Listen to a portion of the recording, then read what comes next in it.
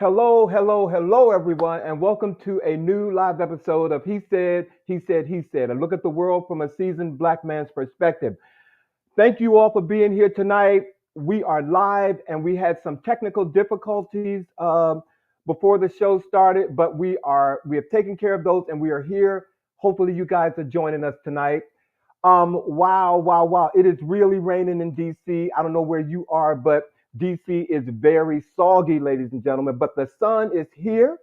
And tonight we are so excited to continue a very special feature of our ongoing series, April for Art.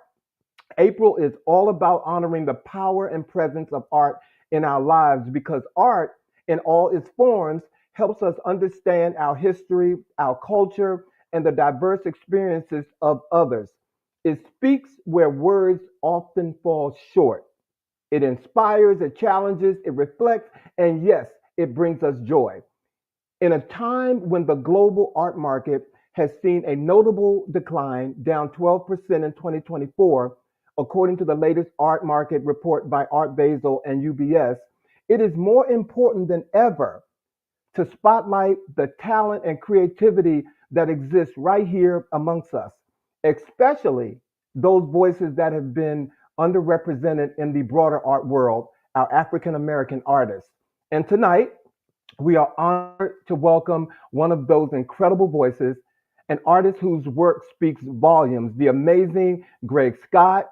He is here with us, ladies and gentlemen, and we're so glad to have him here. And I thank you all for joining us on this special night as we can and for continuing to help us support the arts. Um, well, Mattel has done it again, ladies and gentlemen. The toy manufacturer has created a LeBron James Ken doll. LeBron James, the GOAT, is one of the most iconic figures in modern sports. And he has made history once again, this time in the toy aisle. Mattel has announced the release of a new Barbie in LeBron James likeness, making him the first professional male athlete to be honored as a Ken doll. And according to Mattel, we are excited to bring fans a new presentation of Ken, said Krista Berger, Mattel's senior vice president of Barbie. She also said the doll celebrates LeBron as a role model, his ability as an icon to transcend culture and set a positive example for the next generation. The doll features the Los Angeles Lakers basketball player in his pregame fashion looks and reflects his height of 6 feet 9. It's an inch taller than the standard Ken doll, which, if you're going to, make a doll with LeBron James, you better make him bigger. I'm going to leave that alone and keep moving. But wouldn't you know it, the new doll comes as the company is facing financial uncertainty amid this administration's escalating trade war with China, where just under 40% of Mattel's production is based. And I collect dolls, don't judge me, and I'm an equal opportunity doll collector. I collect RuPaul dolls, and I will collect this LeBron James doll, ladies and gentlemen. I am so happy for this. This actually put a smile on my face, so I was glad to hear about that. And before I bring the guys on, and I want to stay here and talk about some basketball for a moment because something uh, hit me this week, actually on Sunday. And first, and before I move forward, I want to thank a woman by the name of Tangi Franks, who wrote an article, ladies and gentlemen, that I'm going to talk to you about tonight. Last Sunday, I'm not into college basketball, but last Sunday, a friend was here at my house and wanted to see the women's basketball championship game with UConn and South Carolina, where UConn beat South Carolina 82 to 59, and that was Dawn Staley's team. And the headlines wrote after the game was over that it was a championship dream shattered. And here's where the plot twists. Dawn Staley still earns more or earned more this year than the coach of UConn who beat her. I want you to think about this also. In what world does a black woman coach with three who out earned a white man with 12 wins under his belt. It's in a world where she built a brand, not just a team. And despite Gino Ariman's legendary status, Stawley's new contract makes her the highest paid coach in women's basketball at $4 million, earning out earning him at 3.54 million dollars. And many don't know that while rebuilding South Carolina, Stawley drove around campus in a van with a bullhorn, begging students to attend the games. And think about that, a championship winning Olympic gold medalist reduced to carnival barking for attendance. Black women and underestimated folks in general usually don't go above and beyond in their roles, just like Stawley did, and still makes less. Until the system changes, there's something we can do on our own, and that's something I know about: building a brand.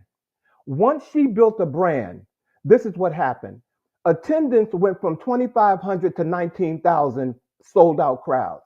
Her salary went from 250,000 to $4 million annually. His Instagram is 56,000 and hers is 579,000. But that's not just a gap. That's a revolution in influence. And when you only let work speak for itself, one loss defines you. Your value is tied to outcomes. Setbacks become your story. But when you build a powerful personal brand, your platform outlasts your defeat. Your influence creates opportunities beyond results. Your salary reflects your impact, not just your record. So, to put it all into some type of context, in corporate America, only 1.4% of executives are Black women. Leaders from underrepresented groups with strong personal brands report 2.8% or more advancement opportunities. Stawley didn't just win championships, she changed the power structure. And here's the ultimate truth: when we create platforms instead of waiting for gatekeepers, when we leverage a visibility to demand what we're worth, the rule changes. The question isn't, you deserve this kind of influence, it's when you start building it. Because if Dawn Stawley started with a bullhorn and near empty arena can build something that transcends championships and transform compensation, just think about how many underestimated executives are still trying to work twice as hard for half the recognition, still waiting for permission to be visible, still playing smaller than their dream. The blueprint is clear. Excellence is necessary, but visibility is revolutionary. Only one of them gives you the power when the scoreboard doesn't. And for that, I am saluting Dawn Stawley, ladies and gentlemen. And I wanted to share that with you because it touched me. And before I bring the guys on, because I don't do this alone, I just want to say that is a powerful piece that I hope that some of you will listen to again and keep it with you. And I'm going to post this article on our He Said Live web page as well. So if you all are ready to get on with this great show tonight, let's get on with the chat.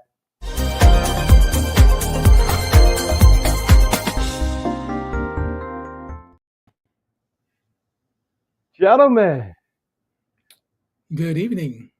I think you're muted, Bobby. I said, you better preach. Oh, Bobby. That was a sermon right there. That was a class on Bobby, a loss versus a brand. I'm like, come on out. thank you.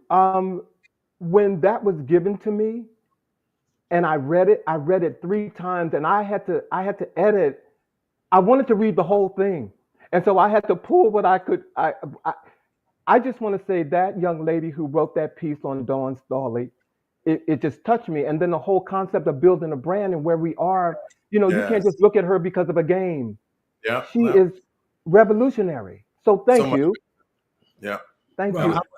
let me say this because I am a graduate of the University of South Carolina. Mhm. That's where I went for undergrad. And I was one of those students who did attend the women's basketball games when I was at Carolina. And I remember how dismal it was, if you will. But then again, the men's team was also dismal during that time. This was in the early 90s. So I'm very, very proud of Dawn Staley for what she has done for the university in terms of putting the school on the map. But again, this is he said, he said, he said. Mhm. But if you know anything about the University of South Carolina and its history Mhm. and how the school still has a wall around the historic part of the campus, a wall that was initially put up to keep Black folks off campus. It's still there. Wow.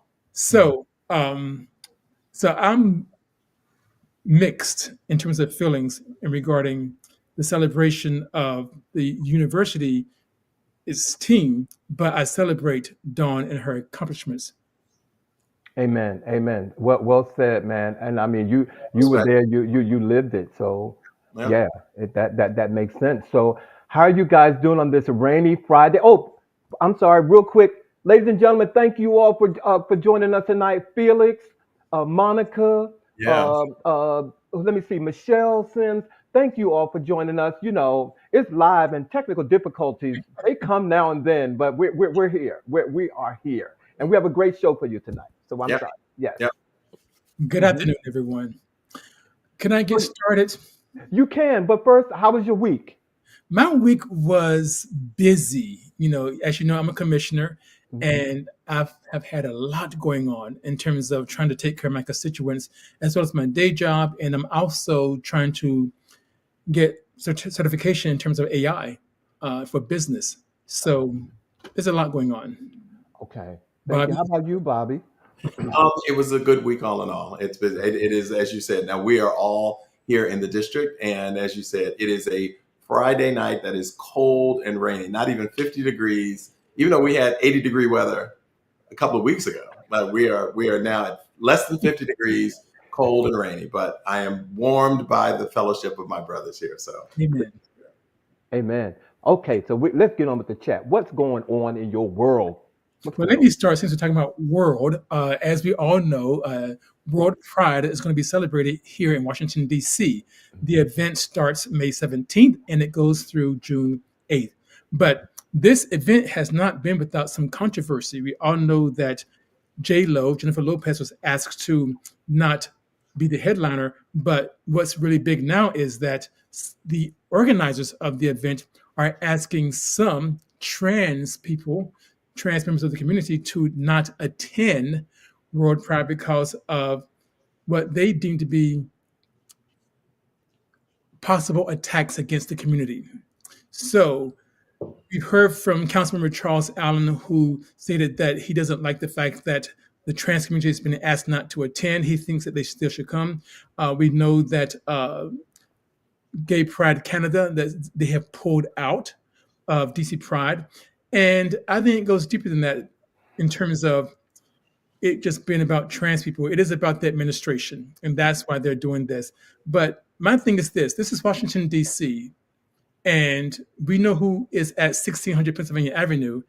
This city isn't going to let 50 people, you know, at the center of the city dictate what goes on in terms of events. So I think that they are jumping the gun in terms of asking trans people to not attend World Pride. I think that they should move forward and come to the city to celebrate along with everyone else if they choose to do so.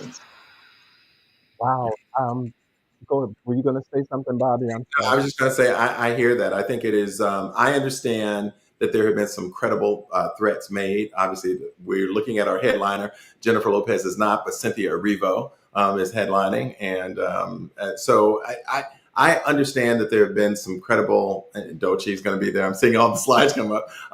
Credible threats around safety and issue. But I think it's an important opportunity as best possible for the LGBTQ plus community to come in solidarity and say we are going to protect our trans members of our community. I very much agree with Sean. I know the threats are there, but I'm like, if people feel that they want to be there, they should be able to be there and hopefully be protected in the same way that other members. It is world pride here in DC, and it saddens my heart that again so quickly the decision was made to exclude a segment of the community, as opposed to asking how can we ensure their safety.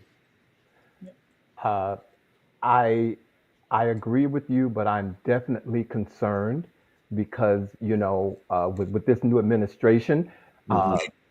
I agree in that they should still come, but I just think that for those, and they specifically, I think I read they said those who are coming into the country, Ah, and that is and that's a the distinguishing thing. Yes. that's a very distinguishing thing. It was those I read somewhere that it was they were going to alert those who are coming into the country because it would make it difficult for them to get out. I mean, right now, today we Yeah. just heard that some students at colleges have their visas revoked because Yeah. of this administration. Yeah. So that is my only concern. But in terms of coming here and showing solidarity, I'm team he said, he said, he said, with that. I want to curse so bad, but I can't. I No, it's really sad. It's crazy. It's actually crazy. yeah. But you raise a very important component and element of the request as to national versus international, because there could very well be, given this administration, Hmm. instances. I mean, we are looking at a man who's in El Salvador from this DC area who should not have been sent to El Salvador, and an administration that immediately said, "Well, he's there. There's nothing we can do about it." So we understand the attitude around international exchange and policies and so forth. So I can understand why someone could say coming could put you at risk of not even being able to return. So In return, how about that? And yeah, that is my excuse me. I just can't get situated right now because I want to curse, but I can't. So but yeah, that is very unfortunate, Sean. Thank you for letting our viewers know that that's happening because World Pride will go on. it It will. will go on. It will go on, and I Yep. think as we get closer to it, we're going to see a lot more solidarity Oh, in ways that we haven't seen before. But we're yep, also going to see the madness of what's going on over there on 16th Street. So yep. thank you, Sean.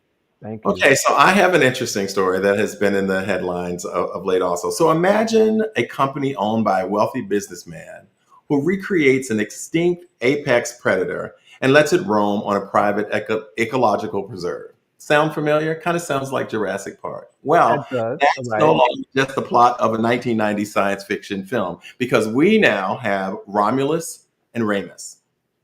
Colossal Biosciences announced that it had used the DNA of an extinct Ice Age dire wolf to breed new live wolves, and it has sparked excitement and some fear and some ethical questions. There are some eerie similarities to Jurassic Park that people are very concerned about. There are many questions and critics. Some feel that the dire wolves aren't an amazing scientific breakthrough, but indeed a disturbing question as to symbolize where we could be heading. So the dire wolves went extinct around 10,000 years ago, and the colossal dire wolves are, in essence, gray wolves with about 20 hand-picked genes from the dire wolf DNA that recreate key characteristics of the species.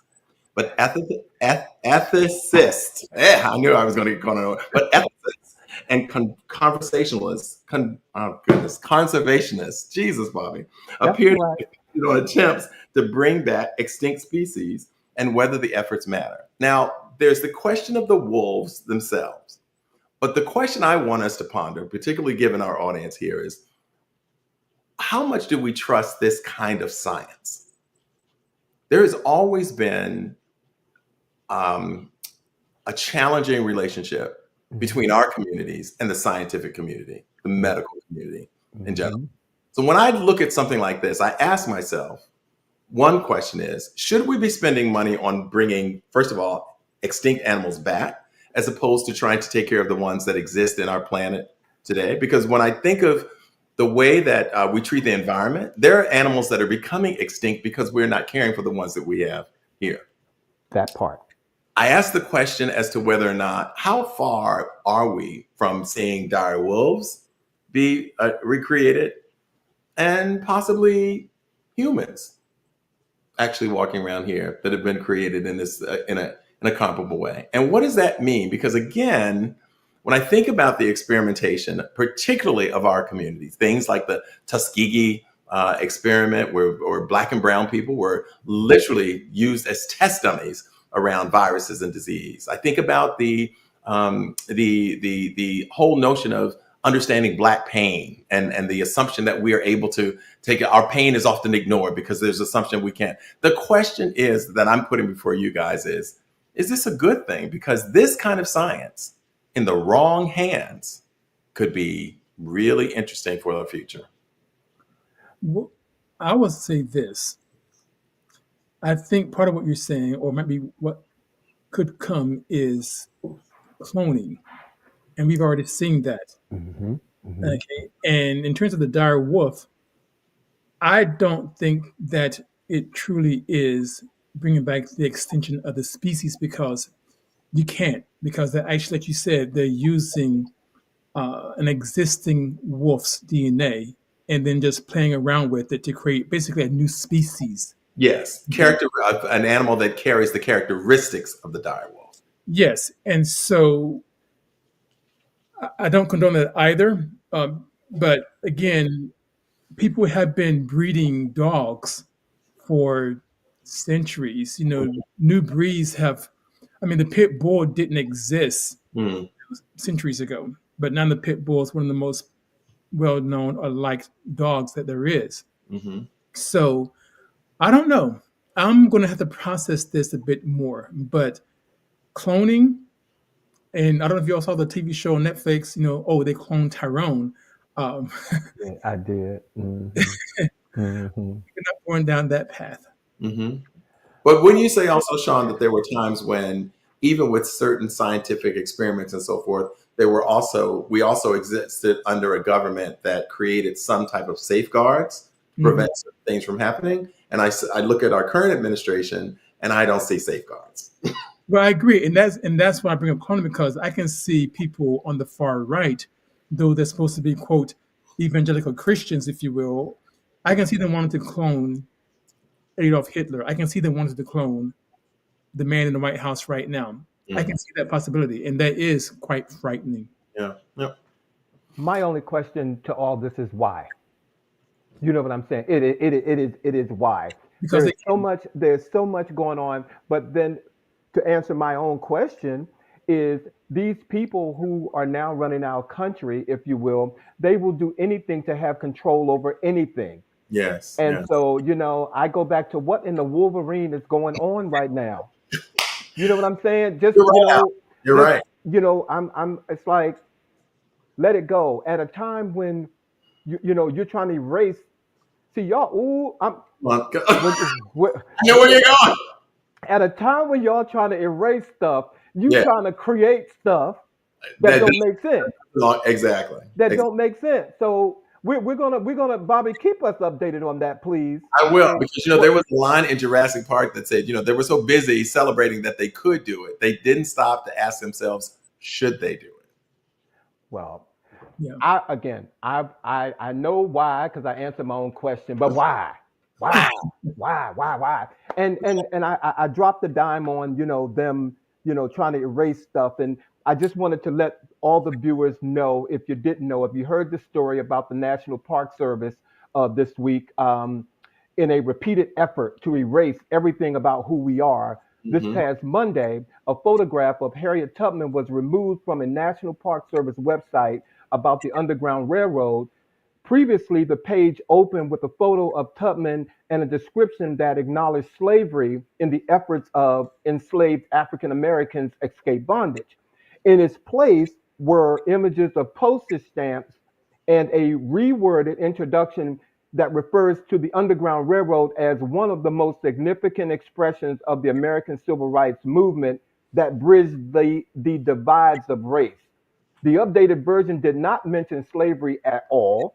The change followed an executive order signed by this administration last month, directing the Smithsonian Institution to eliminate divisive narratives. But I'm happy to let you all know the National Park Service has reversed edits and restored the content to its webpage about Harriet Tubman. and the Underground Railroad in the wake of the news reports and public backlash over the changes. Changes to the Underground Railroad page on the National Park Service website were made without approval from NPS leadership nor department's leadership, according to Rachel Paulitz, who's with the National Park Service. The web page was immediately restored to its original content. And Trump has also targeted the Smithsonian's Network Museum, as you all know, which includes the National Museum of African American History and Culture. And he has asked J.D. Vance to head up the effort to purge what he called improper ideology at the Smithsonian's depictions of American history. So my question to you, Sean and Bobby, how do you feel, and our viewers, how do you feel about the Trump administration targeting the Smithsonian museums, especially the National Museum of African American History and Culture, to purge improper ideology? And the other piece of that is, what do you think that means for our history, how our history is being told? Bobby, you can go ahead and start, because again, repeat myself. I have to hold my mute. Lord, yes. I'm telling you, I got to hold my mule too, because I got to remember that this is recorded and people can be like, "Did you actually say that?" But what I will say is that, you know, we are reminded that we are greater. We have to be reminded that we are greater than the street that was pulled up. We are greater than the museum that exists. Like, our stories, we have the capacity to continue to pass along our stories, because we've never been able to entrust America fully with being able to, tell stories with authenticity. That old African proverb about the story of the hunt will always stay the same if it is the hunter who tells the story. Mm-hmm. The lion never gets to tell the story. Mm-hmm. And so it is, whether it's through the books that we read, the educational system that exists, we have never been able to fully entrust America with our story and our journey. And so when you see something like the museum and some of these websites, it is threatening, because it comes from a place of authenticity and truth. And that shatters or dismantles the false narrative that is tried to be placed upon us and our contribution or lack thereof in the history of America. Black and brown history is American history. There would be no America without the contributions of our people. We built it, and we are a central part to it. And so their ability to erase, and then we also need to use our voices to speak up against this, to say no. Just because he says take it down, where are our voices to be able to speak up and go, like, how are you going to talk about the Underground Railroad and not talk about Harriet Tubman? How is it even possible? So I'm going to stop there and let Sean. Sean, well, because I'm getting ready to jump over the bridge. But go ahead. My own question. Go ahead, Sean. Don't jump. Yes, question. There is hope. Yes, I'm kind of where Bobby is, because I do believe that this is where it's very important. It's a strong prerogative that we have to tell our own stories, that we have to be very diligent about telling our stories. It's one reason why I'm very adamant about telling people that I'm Gullah Geechee and Black Indian, and that we're in South Carolina to this very, very day, and that we as people predate the United States of America. Mm-hmm. We predate the British, if you will. And so that is what scares these folks like J.D. Vance and Marco Rubio and the man in the White House. They don't want folks to know that the history isn't that old compared to the history of like Indians, Native Americans, or other indigenous people who were here long before 1619. Okay. But the challenge is getting Black folks to learn this history as well, because some don't want to believe that we were here prior to 1619. Right. Some believe that we all came on a boat between 1619 and 1865. So we have to be adamant. We got to own our stories and tell our stories. Yep. I have I'm of that age where some of the history that's in the African American History Museum. Mm-hmm. I saw it. I was Mm-hmm. a part of it. Mm-hmm. I lived it. So to have someone tell me that it didn't exist Right. when I was there, Mm-hmm. that bothers my spirit in a way that I just can't seem to connect with. Mm-hmm. And so, thank you, Sean, for reiterating that this too will pass, and it's going to get better. You said that when I said I was going to jump off the cliff a few minutes. So, thank you all for answering that question. I Absolutely. appreciate it. We can go because I know we got a show to do, but thank you all. Thank Yes. you all. You're Yes. very, very welcome. And I don't want to bring up more sad news, but I do want to touch on something international, and that is what is going on in the country of Nigeria, West Africa.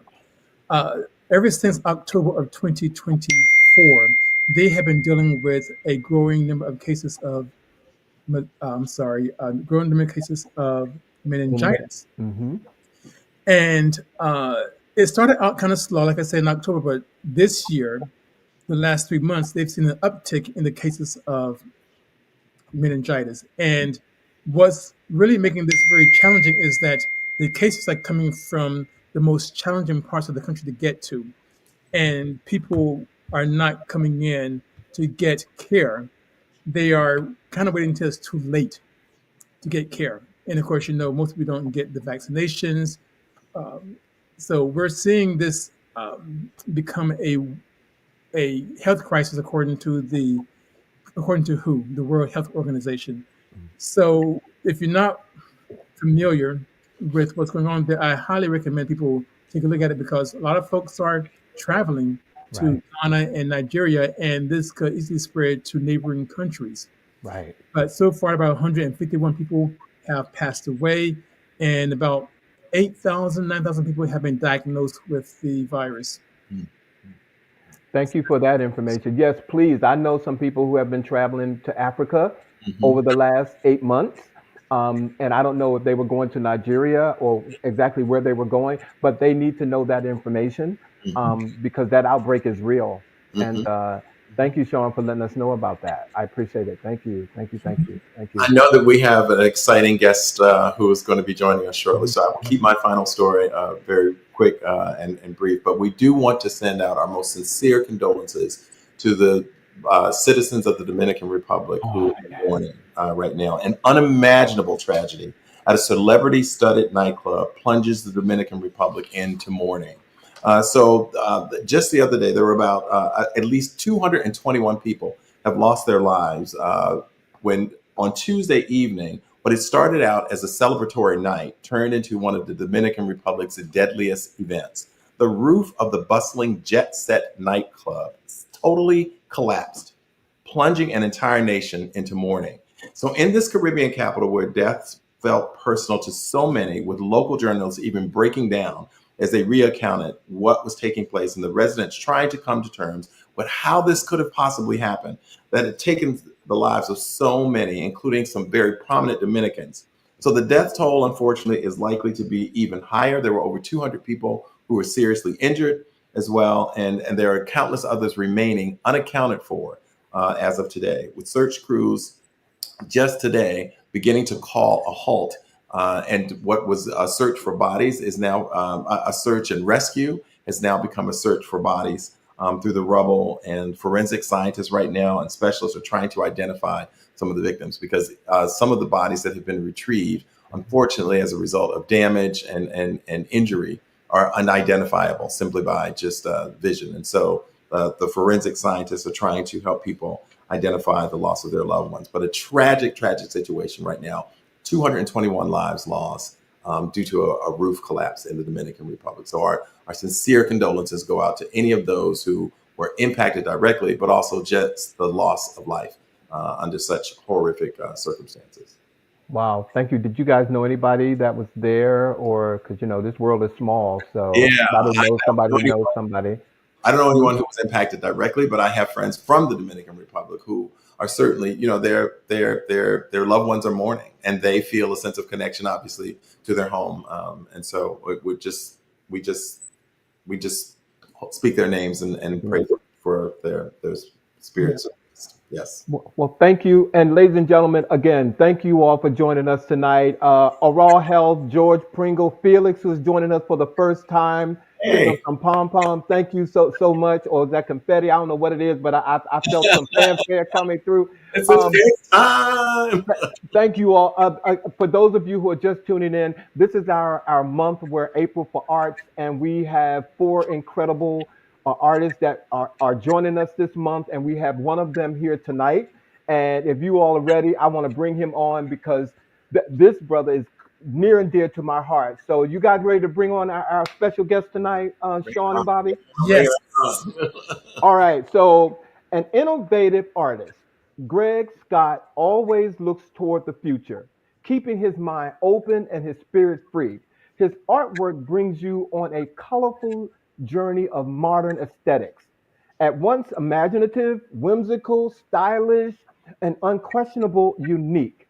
He brings freshness to his artwork by exploring new concepts and incorporating an international flavor. The art of Greg, as I love to say it, is multi talented, multifaceted, highly imaginative, with a knack for translating complex visions into magnificent realities. Step into the art world of Greg Scott and you will be changed forever. But he's here tonight, ladies and gentlemen. So please welcome to the He Said stage, artist Greg Scott. Thank you. Thank you. That was wonderful. Thank you. Hercules, Hercules, Hercules. Welcome. Your energy just popped right on the screen, man. Greg, thank you for being here tonight, man. Thank you. No, thank you guys. This is a wonderful platform, and I appreciate all everything you guys are doing to elevate our culture. So thank you so much.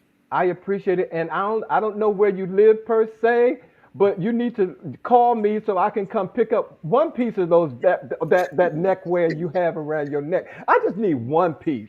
I just one.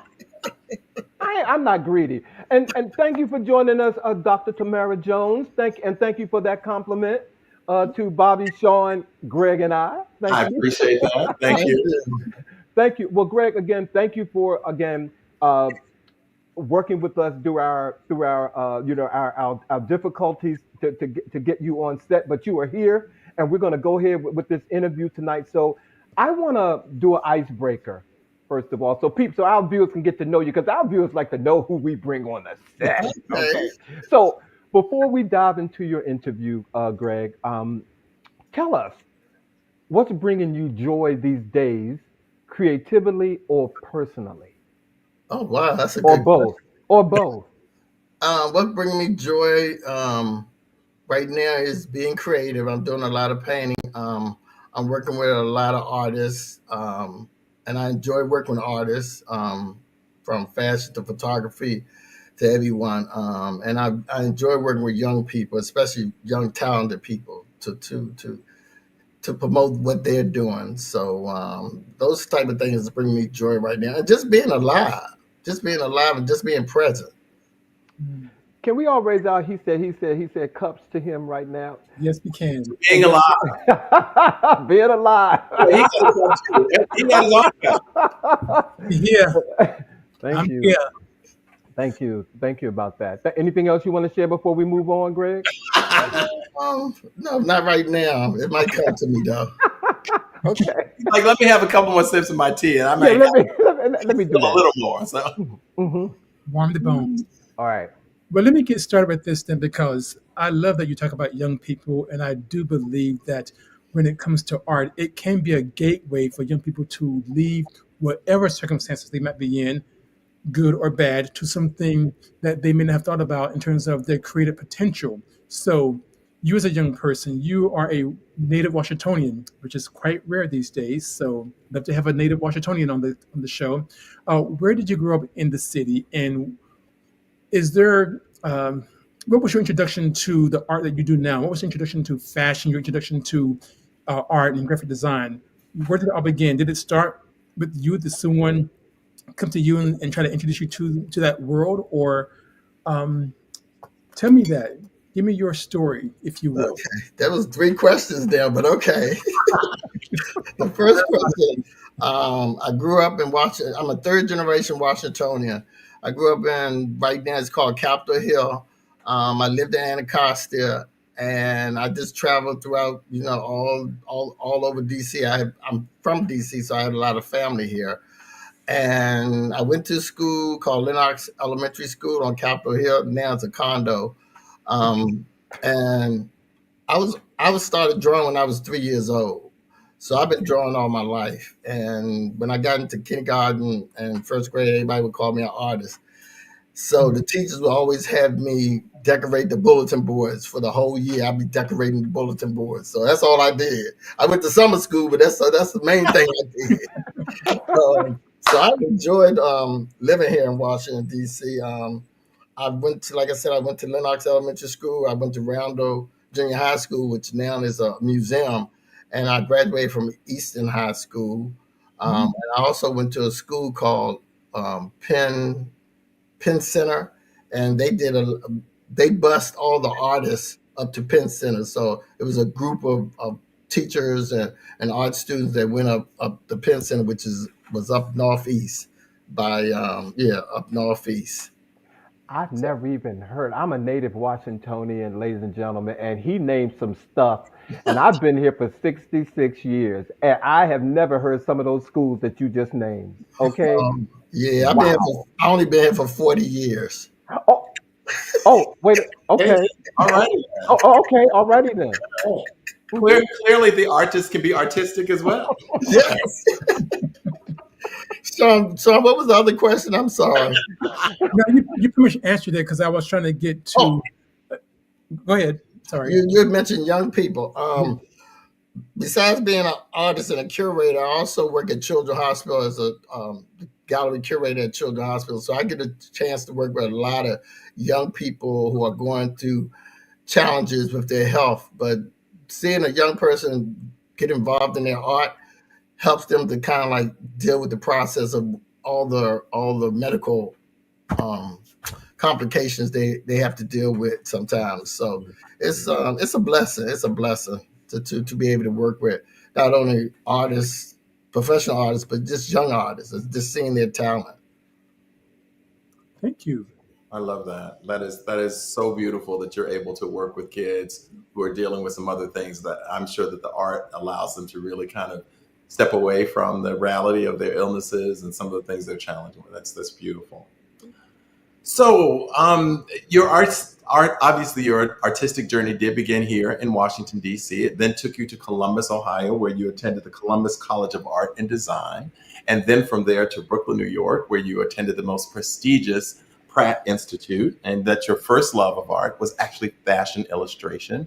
And I think we actually have a couple of your illustrations that we're going to be sharing with our viewers. So my question to you is, can you share with us a little in brief synopsis, I guess, that journey from DC to Columbus to Pratt, and then just beginning with this love of fashion illustration? Well, I started out doing fashion illustration when I was in the 10th and 11th grade, and I won a couple of awards at the Heck Company. I think for 2 years I won 2 awards at the Heck Company for fashion illustration. A friend of my family, Michael Shirley, who was my great mentor and taught me how to paint, draw, everything. He just put the cap on me. Anyway, Michael Shirley got me into the Columbus College of Art and Design. From there, I transferred to FIT, and from FIT, I transferred to Pratt Institute. So I graduated from Pratt Institute, but while I was in New York, I also went to night school at Parsons as well as Parsons, and it was a Parsons, FIT, and Pratt. Yeah, I went to all 3 schools. Wow. I was At the determined. same time. I'm sorry. Well, Greg, hold on. Before we get to showing your illustrations, can we go back to that editorial piece that was there before? Who's in this in this That's picture? I hang out with a lot of celebrities sometimes. Okay, Mhm. so during this period, I was hanging out with Tookie Smith and Rudy Townsend. Rudy Townsend was a hairstylist, and Tookie was just Tookie Smith, of course. So I was designing jewelry for her back in the day. And And didn't Tukey Smith marry Robert De Niro? Was that her? I don't think she married him. I think they were Oh, dating. okay. So, yeah, Heavenly. what I knew about that, they were just dating, and they dated for a long time. Oh, okay, okay. Tukey is Willie Smith's sister, right? Right. Yes. Okay, Yes. okay. That's So who that was. yeah. So some of these illustrations, I had a couple of clients in New York City that I was doing illustrations for, but also I did a couple of magazines as well. But also, my ex-wife and I used to design clothes in New York City as well. So we had a little shop on Park Avenue at one time. I think it was 66 in Park Avenue. I Okay. never knew that you did fashion illustration. I didn't know that until we put this interview together. So Yeah. that is wow, wow. And No, I no. also learned to sew after, I had to teach myself how to sew. Well, I think one of the people that you knew here, excuse me, Sean, was Ed Burke, who was a Oh, fashion designer here. And I think, did you ever work with Ed in any of your illustrations?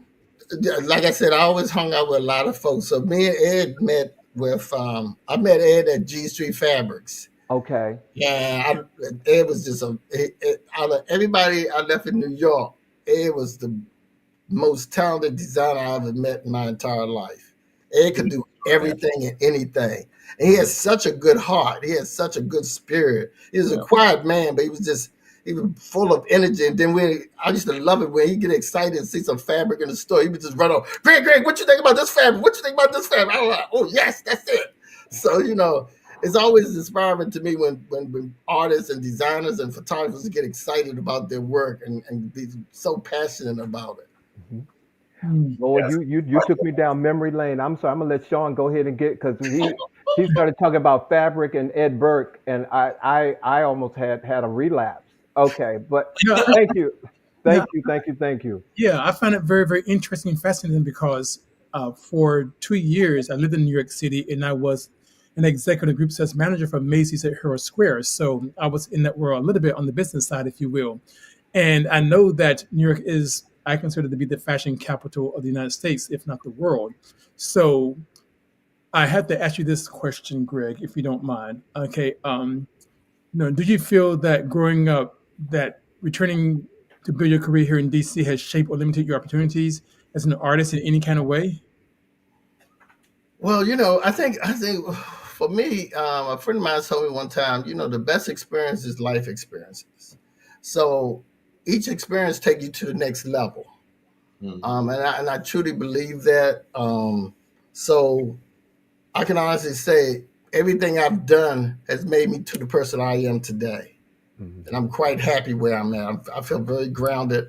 I feel very just present with people and just present with dealing with life in general. Mhm. And I just enjoy being creative too, truth be told. I just love it. I Well, bleed creativity. We well. would never know by all of your necklace. No, Never. we would never know that, but but our audience will see that in a few minutes. So, Greg, can you share some of the key influences that shaped your artistic voice early on? And my second question is there a particular muse or source of inspiration that resonates with you now today as an artist? God, there's so many. I'm gonna start with Quincy Jones. I really appreciate all what he kind of like put in my ear to be humble and just to be present with people. Um, it's so many. God, O.G. Smalls, Josephine Baker was an inspiration for me. Andy Warhol was an inspiration for me. Living in New York, you get a chance to meet people and just talk to people like we're talking right now. And that's the best part of New York. I mean, I used to see Keith Haring on the corner selling his buttons. Matter of fact, I got some buttons that I bought from him. But he was a nice gentleman. He was a nice guy too. And just traveling to California, meeting celebrities out there, meeting people and meeting real people. I'm not talking about, fake people. I'm talking about real people because I think you have to put out the energy to bring the right vibes to you, the right people to you. Amen. I've always tried to put out the right energy to do that. So um, it's been a nice journey for me. I'm not gonna lie about that. I've had some wonderful experiences, and God always take me full circle. I've always meet people. Sometimes I dream about meeting people, and I just meet them like the next year or maybe the next month or two. And so and I always prepare myself when I'm about to meet somebody. So it's an interesting journey, to put it like this. Very interesting. Are you holding classes? Because somebody might need to take that class. Okay.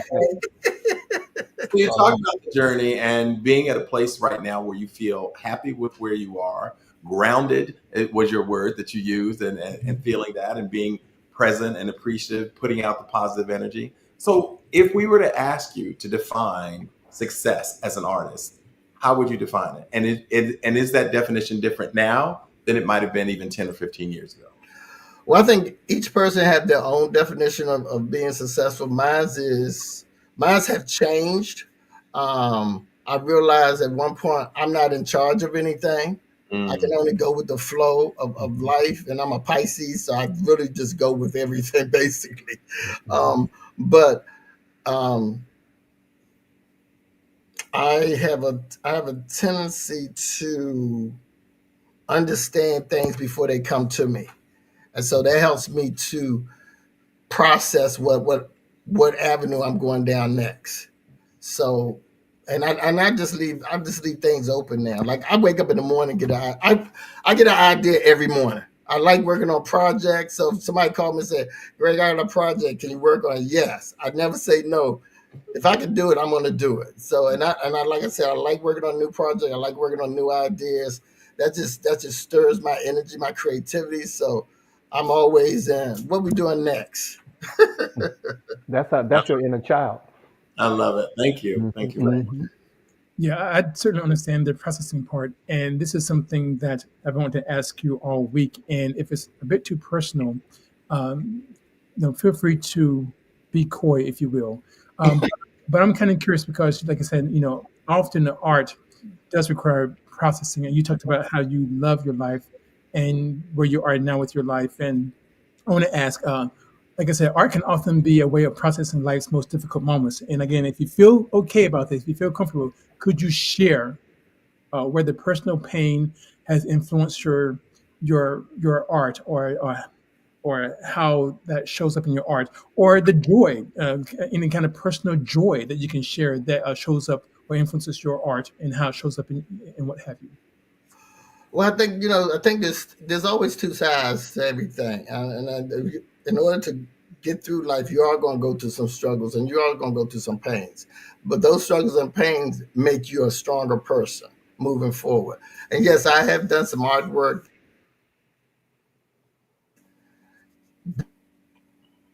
Now, I won't say challenge.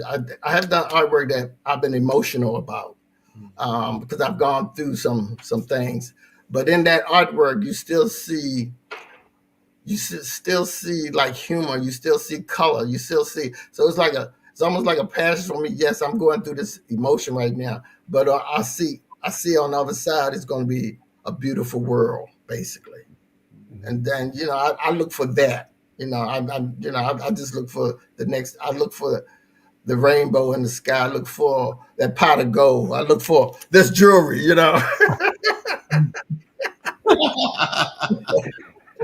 but for me, life is wonderful, and that's why I said, I really appreciate being on the show today. This takes me to another level, and so I'm happy about this. So thank you guys so much. Oh, that's very kind of you. Very kind. So I am new to. I've always had an appreciation for art. In fact, my father, before he passed away, God rest his soul, for many, many years was the captain of the guard force at the National Gallery of Art here in Washington. Always had a great appreciation and exposure to art, but I'm kind of new to the notion of buying art, like real art. And so I don't think that I'm alone when I say that art pricing is a bit of a mystery to me. And I know that some pieces are far more reasonable than others, and others are just really, really, really expensive. So my question to you is, among artists, is there a standard process in terms of how art is priced? How does what is that what goes into determining the cost of a piece? That's a good question. I think it depends on the artist. I think it depends on their years of painting. If you were a beginning collector, I would look at young artists right now because we need to support them. I think there's some wonderful young artists out there, and if you buy their work now, you'll get it a lot less once they become up to that level. I think there's negotiation when it comes to artwork with artists. There's so many ways you can do buying artwork from a gallery. You're gonna pay more money. That's buying artwork from an artist. You're gonna pay less. So, and I would follow the artist. You want to follow the artist's career. You want to see, how many. You just want to follow their career before you invest in them. You want to follow their career. So negotiating is not an insult to an artist. You're saying most artists is not an insult to. It's like, I like your piece. I would love to have it here, and then it's all about building relationships. Yes. So when you become comfortable with the artist, and you just take them out to dinner, take them out to coffee or something, just to get to know the artist before you even purchase their work, and then look at their portfolio, look at their and see what they're doing. Look what the last show they've been to, who bought their pieces, how much they sell their pieces for. That way, if an artist like you, now I'm gonna tell you this. Don't tell nobody I told you this. Okay, come on, tell me. Okay, we won't say a word. It's just the four of us. Go right ahead. But if an artist like you, they will work out a deal for you. They rather for you to have their artwork, and they want to sell their artwork to somebody that appreciates it. Yes. And so that's our Achilles heel. Basically, it's like, I got a piece of artwork now. I have a client that wants to buy it. I'm like, I don't know, but but what I try to do is work with people, and so what I'm gonna do is do a G clay print for her because she's a good client. She's a good, she's a good art collector, and I'm gonna give her that for her birthday. But don't tell her I told y'all that. No. Hopefully she is watching, but she has her ears closed. Okay. It's safe with us. Well, look, Greg, I know I want to get to the place where I know all of our viewers have been waiting. I want them to see your work. I do want to, first of all, acknowledge Eric Shields, who's phoning in from the Carolinas. Thank you for joining us tonight. And Hey, bro. we talked this guy up today, George Pringle. He chimed in and said, Greg is a gifted artist that has generated a love language in his work and relationships with people. That's beautifully said, George. Thank you so much. Thank you for that. So, ladies and gentlemen, without further ado, we're going to turn it over to the artist himself, and we're going to roll his artwork, and he can tell you what it is. So, take it away, Greg. Okay. Let me see. There we go. All right. Okay. First painting, that's my mother and father. It was for their 40th anniversary. I do a lot of three-dimensional. So the flower there is a three-dimensional flower made of porcelain. Okay. That's Louis Armstrong. My mother was a big fan of his. And during this time, I was working with different shapes of canvases. So I kind of like did this shape, and it just worked with the image that I wanted to put on the canvas. I was going to ask you, how did you get a frame to do that? Okay. Yeah. I'm a big fan of Marilyn Monroe. This is like I said, I work with three dimensions. So all of these are rhinestones and murals on her dress. And I think it's 1, 2, 3, 4, 5, 6, 7 images. I always do 5 or 7 images when I do my paintings, because 5 it means the heart, 7 is completion. Okay. That's my Josephine Baker character. So that's her banana dance. My girl. This is called tribal dancers. The original actually has Raphael on it. When these are wooden masses that I carved out and painted. And I wanted to give like a psychedelic sort of vibration with the dancers. So it's very 60-ish. I remember seeing that up close and how big it is. And we're going to talk about his showing next. But this piece right here, it will just blow you away. This piece is called Madonna and Child. It's beautiful. Gorgeous. Of course, that's Madonna. And like I said, I work with a lot of 3 dimensions. So all these are flowers that I made out of porcelain. And then I put the necklace is like rhinestones. This is LeBron James. I did this for an exhibit in Ghana. I think it was Port of Harlem, working with Port of Harlem. They did an exhibit out there. This is my favorite. It's called Sexy Jazz Cool. I'm always been into jazz and music. I think in my past life I was a musician, but so this is my jazz singer. With the one eye. Okay. Yes. Okay. This is my tribute to Michael Jackson. I call it Moon Man because all the changes he'd gone through in his life. So yeah, this is and I did like a psychedelic in the corner there.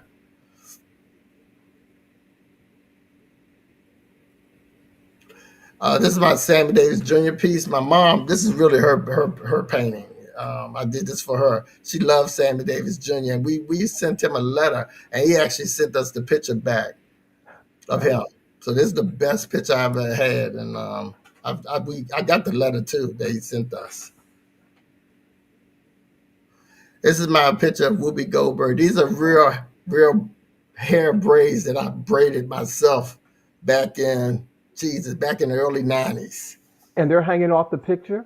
Yes, they're attached to the picture. Okay. This is my little boy. I call it a surprise because he just fills the room up with so much joy and this happiness about it. I am so grateful to have this image in my house. This is one of my favorite pieces from Greg. And whenever people come over, I make sure that the light is shining brightly on that. Greg, thank you for sharing your artwork with us tonight. We appreciate it. Thank you. Thank you. So, Greg, moving on, though, we have a couple of more questions to ask you. If art hadn't ended up being your thing, what do you think you'd be doing instead? For example, was there ever another path that you had considered? I would have been a singer or entertainer. That's just something I always wanted to do. I wanted to be a singer. I want everybody to hear me sing. I can't sing, but I wanted to sing. I wanted to just da da da da da da da. But that wasn't my calling. So instead of all my friends could sing, they would out sing me. I'd be in the background. Yeah, da, da, da. But no. But no, I would have wanted to be a singer or entertainer, basically. Halo didn't sing either, but anyway. Right. And in the real world, I probably would have wanted to be a dentist. Okay. Yeah. Okay. Wow. We need more of those. Yeah. So then with all of that, what piece of advice you've received that has stuck with you, and how did it shape your career as an artist then? Well, like I said, I used to talk with a lot of celebrities. I think one, Quincy would tell me, you have to learn how to be humble. So I've learned that. And then another celebrity, when I was in New York, told me, Greg, as Black men, we have to work twice as hard. Mm-hmm. So, and then another person told me, once you get to the table, make sure that somebody else can come behind you. So I always believe in lifting the next person up behind me and doing what I can do for them before they can move on in their career. Thank you. I love it. Love that. I love that advice. So as we come to the conclusion of our time with you, the question I have that we often ask our guests is, what's next? What can we expect next for you? I know that your work will be appearing at Love's Stand as a part of the Let's Stand for Love exhibit. That's coming up, and that's going to be May 2nd through September 5th. Tell us a little bit about Let's Stand for Love. But what else can we expect from you, and how does one follow you? Basically, you can follow me on Facebook right now. My son and my nephew's trying to get me on Instagram, so that's let them do it for you. Let them do Yes, it. that's what I'm trying to. I done threw some hints now. That much pressure now. But Sometimes, no, sometimes with the young ones, you got to be direct. Tell them what you. yes. But you know, like I said, I like doing projects. So when people call me about a project, I usually kind of like, okay, if I can do it, I'm gonna do it. So the manager at the Venn Hotel approached me last year about doing something for for Pride, but I was too busy. You know, I had some other projects I was working on. So this year, she approached me in December or October and asked me, would I be willing to do World Pride? And I told, sure. You know, I didn't have any plans. So right now we're putting together the show for World Pride, and it should be really nice. I got a nice, diverse group of artists, and they're passionate about what they're doing, and the theme is love. Bottom line, love. Love conquers. Love is everything. Love is everybody. So I wanted to make sure that what that love means to them is how we express ourselves. So basically, and I'm looking forward to that show. So everybody got to come out for that show. That's gonna be a nice show. It sounds like that would be certainly something we do not want to miss. Yes, and then I got this fashionista from Berlin. His name is Juan Carlos. He has some wonderful writings, and he's just a muse. So, Mhm. you know, I know Juan since he lived in New York, and Juan used to hang out with everybody, Grace Jones, everybody back in the day. So I was talking to him a couple of months ago. I said, "Look, Juan, I need you to do my show for me." Juan is so deep, and he's such a passionate spirit. I said, "Juan, people got to hear your story. People got to hear you talk." So we having some of his quotes put up as well. So those are the artists. Excellent. Now, where is Let's Stand for Love being held? Like, where exactly is it being held? It's going to be at the Venn Hotel, and the Venn Hotel is on Massachusetts Avenue. Here in DC, then. In It's DC, right off the Washington. DuPont Circle. Yes, Okay. Yeah, it's DuPont right off. And when you get that information, you know, just make sure the final, any type of final advertisements for the show, Greg, please let us know so we can share it Okay. and get the word out for you. I went last year to his exhibit, and it was absolutely incredible. I mean, he had artists, people singing, and the food and the artists. It was more than I thought I was going to get. So I definitely want to support you this year, and it's running longer this year. I don't. It didn't run that long, as long as it's running right now, did it? No, I think when I did the exhibit there, but my show was only a month. Mm. Right, Then I did another show for them. I think that was like for 2 months. right, So this time she wanted, she suggested that we since it's the summer months, people can come, and they have a lot of tourists during the summertime, so people can appreciate the show and come out for the show, right. and so learn more about World Pride, learn more about what love means to people. You know, just touching people and getting them to another place mentally, besides being on this planet dealing with this craziness that we're dealing with right now. Hmm. How about that? Well, Okay. Greg, thank you. Our time with you has come to a close, and once again, I just want to thank you for working with us during our technical difficulties. You are a ray of light, and ladies and gentlemen, y'all don't know it, but he did bring the I don't know what you call the healing bowl. He brought Oh, the bowl look, backstage we can because do it again. Hold on, we're gonna do it again before we get home. Close your eyes. he bought it. Oh, no, So, hold on. And then I'm working on a painting for the show. Okay, wait. Let's see that. Let's. Can you see it? Okay, It's yes. it's divine. Oh, we divine. can see that. Yes. That Yes, looks it like ain't done yet, the but it's gonna be eyelashes hot. I had last week. But but thank you, Greg. Thank you for joining us tonight Thank and you just being a guys. special guest for our April for Art series. Didn't want to do it without you, so thank you for giving us your time, man. Truly Thank you. appreciate it. Thank you Thank so you. much. Thank you. So Well, much. Guys. don't go away. We're going to bring you back when we close the show. Okay. But thank you again for joining us. Ladies and gentlemen, we have reached the end of our show. I have no idea what time it is because I'm such a stickler for time, but I have no idea. But I want to thank all of you all for sticking with us tonight with Sean, Bobby, and I. You know, we really do appreciate you. And next week, we have our next artist that will be joining us. He's from Baltimore. His name is Larry Perry.